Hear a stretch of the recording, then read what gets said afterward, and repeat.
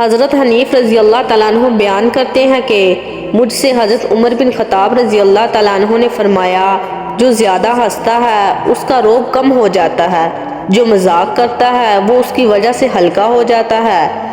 جس میں جو وصف زیادہ ہوتا ہے وہ اسی سے پہچانا جاتا ہے، جو جس قدر کلام کرتا ہے وہ اسی قدر لفظ زیادہ استعمال کرتا ہے، اور اس کی حیا کم ہو جاتی ہے اور اس کا تقوی کم ہو جاتا ہے، جس کا تقوی کم ہو جاتا ہے اس کا دل مر جاتا ہے۔ حضرت عمر رضی اللہ تعالیٰ عنہ نے اپنے بیٹے حضرت عبداللہ کو لکھا،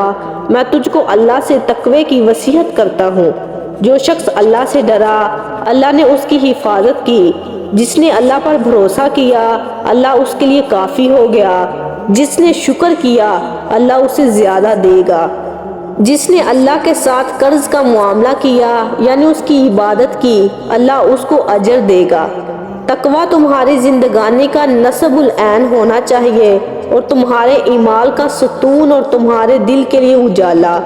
بے شک اس شخص کا عمل مقبول نہیں جس کے لیے نیت نہیں، اور اس شخص کے لیے مال نہیں جس کے لیے نرمی نہیں، اور اس کے لیے نیا نہیں جس کے لیے پرانا نہیں، اسے نئے کی کیا قدر جس نے پرانا پہنا ہی نہ ہو۔ جعفر بن زرقان بیان کرتے ہیں کہ مجھے یہ روایت پہنچی ہے کہ حضرت عمر رضی اللہ تعالیٰ عنہ نے اپنے ماتحت اعمال کی طرف لکھا، آسانی کے وقت اپنے نفس کا محاسبہ کیا کر، اس سے پہلے کہ سختی سے حساب لیا جائے، اس لیے کہ جس آدمی نے آسانی کے وقت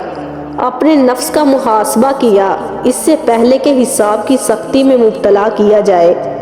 اسے خوشنودگی باری تعالیٰ کی نعمتیں غیر متفقہ نصیب ہوگی اور لوگ اس پر رشک کریں گے۔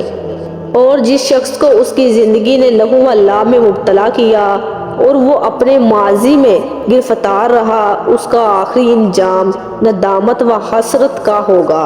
تجھے جس چیز کے ساتھ نصیحت کی جا رہی ہے اس سے نصیحت پکڑ تاکہ تو اس چیز سے رک جائے جس سے تجھے روکا جا رہا ہے۔